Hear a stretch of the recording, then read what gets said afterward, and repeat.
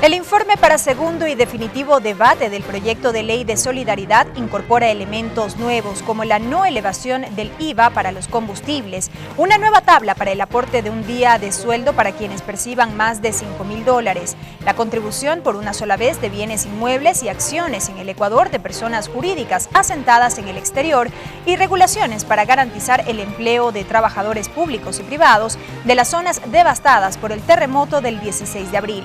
Así también la posibilidad de incluir por la vía de un decreto a otras zonas afectadas de la provincia de Esmeraldas. Ampliaremos estos conceptos en nuestra primera entrevista de hoy. Virgilio Hernández, doctor en jurisprudencia, ex asambleísta constituyente de Montecristi, asambleísta de Pichincha por Alianza País, presidente de la Comisión de Régimen Económico.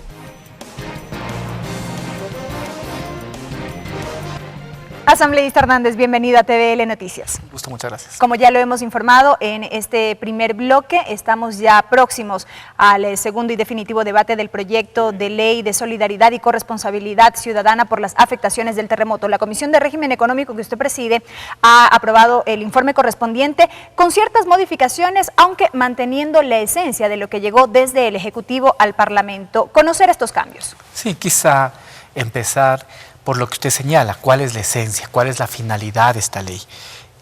La finalidad es que pueda servir esta ley, los recursos que se recuperen de esta ley pueda servir para poder reconstruir y reactivar las zonas que fueron afectadas por el terremoto del 16 de abril. Y este no es un punto baladí, este es un punto fundamental, porque hay inquietud de que esta ley podría aplicarse solo para los efectos que tuvo el terremoto en Manabí o en Esmeraldas. No, tal cual está redactado en el artículo 1, esta ley puede ser aplicada y los recursos de esta ley van a servir para poder de alguna manera iniciar lo que es el proceso de reconstrucción, de reactivación de todas las zonas que fueron afectadas por el terremoto del 16 de abril, independientemente de donde estén localizadas.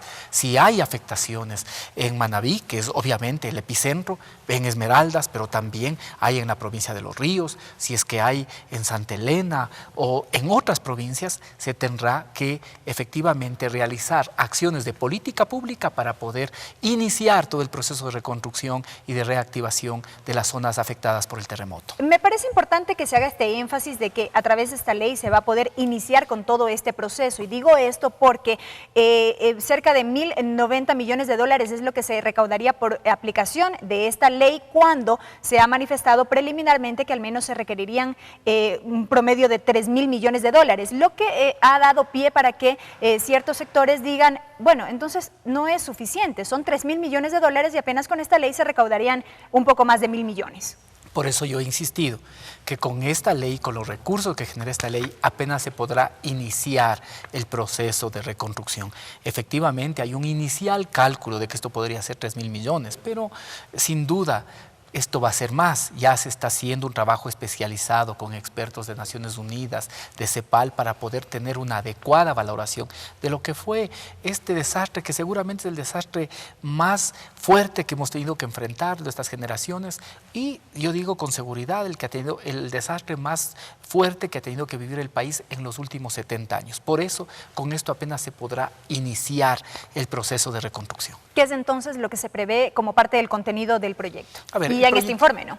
Sí, ya en el informe, ¿qué es lo que podemos ver? En el informe, como usted ve, hemos ido armando el proyecto de cómo llegó a cómo está inicialmente. Hay muchos cambios, aunque se mantiene el propósito, el objetivo y también las contribuciones. Quizás se ha añadido una que se desprende precisamente de la contribución sobre patrimonio, que ya voy a explicar.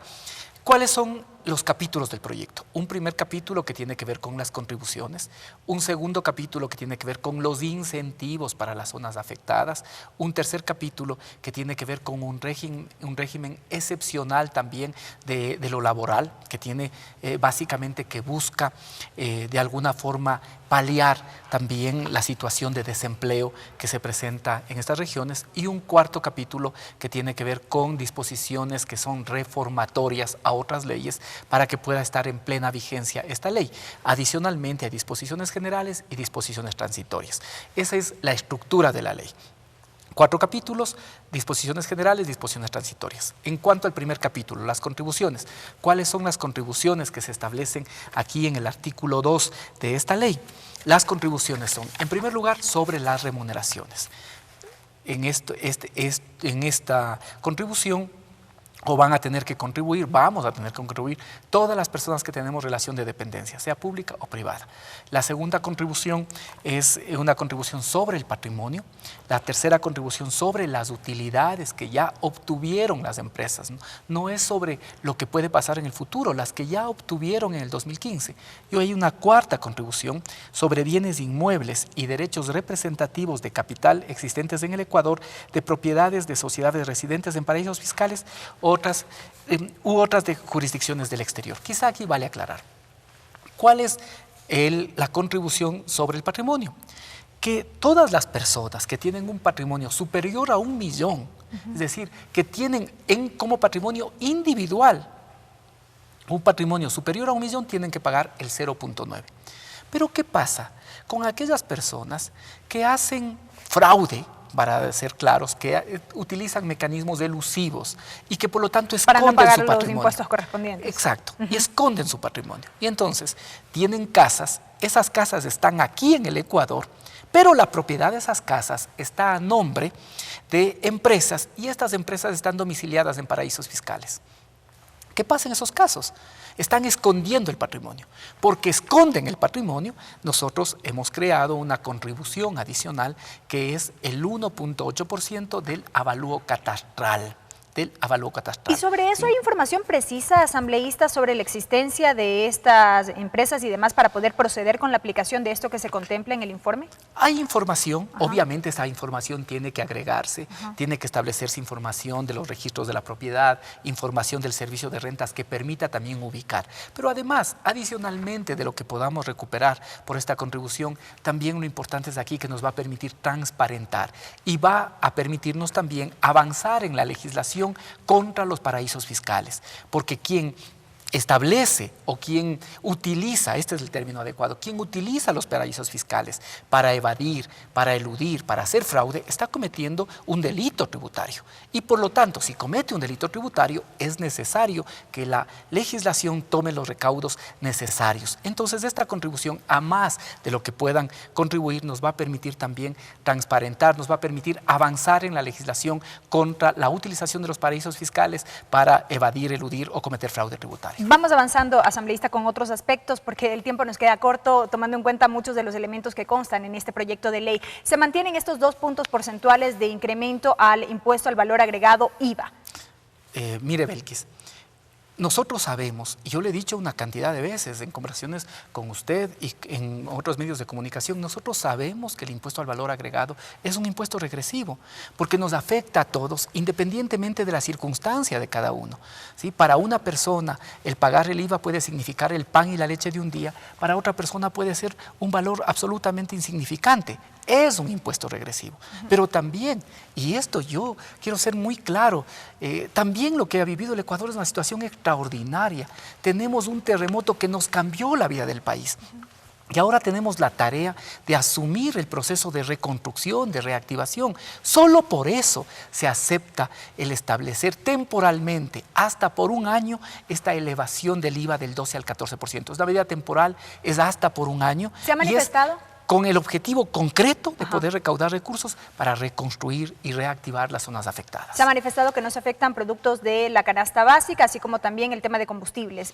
Un tema que al menos en los últimos días generó por ahí discusión. Sí, efectivamente, el 90% de los productos de la canasta básica no están gravados con IVA, por lo tanto no sufren afectación, y de igual forma hay una disposición expresa en la ley que esto no afectará a los consumidores el precio de los combustibles, no se afectará a los consumidores ni tampoco al margen de ganancia que tienen los distribuidores, por lo tanto será asumido por el Estado. No se ha contemplado ya en otro aspecto a toda la provincia de Esmeraldas, pero se han establecido allí ciertas consideraciones.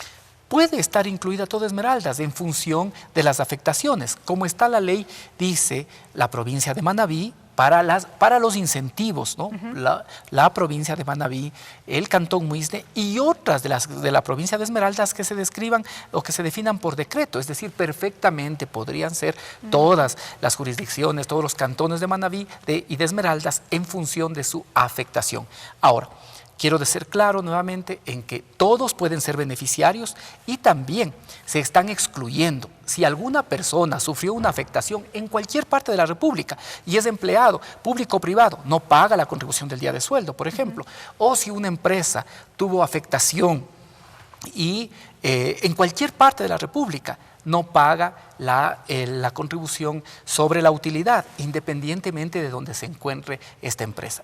En eso está la ley absolutamente clara. Tomando en cuenta todo esto, asambleísta Hernández, expectativas entonces para el debate sobre este proyecto de ley el día de mañana. Bueno, mañana, como siempre, estamos abiertos a recoger las observaciones, a recoger criterios, pero obviamente nuestro interés también es que el día de mañana pueda aprobarse esta ley. Asambleísta, quisiera aprovechar su presencia un poco dejando de lado este tema en este último minuto que nos queda para hablar sobre el debate producido el día de ayer alrededor de la ley de ordenamiento territorial. Se cumplió este segundo y definitivo debate, estamos también en espera de que el día de mañana se apruebe esta propuesta normativa y usted tuvo la oportunidad de participar en esta discusión. Por allí surgieron algunos rumores en el sentido de que usted habría manifestado que a través de este proyecto de ley o planteado que que pueda haber confiscación de viviendas, de lugares, sobre todo en la costa. Un poco aclarar ello. Mire, sí, efectivamente he escuchado algunos comentarios en las redes sociales de algo que es absolutamente falso. Usted, que es periodista de la televisión legislativa y de los medios legislativos, puede seguir y sigue cada sesión lo que decimos los asambleístas. Y usted sabe que es absolutamente falso, que en ningún momento yo planteé una cosa tan disparatada como esa.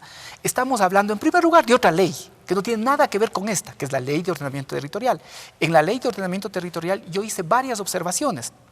Una de mis observaciones fue criticar el registro único de residencia, decir por qué se le incluía, por qué se ponía en esa ley.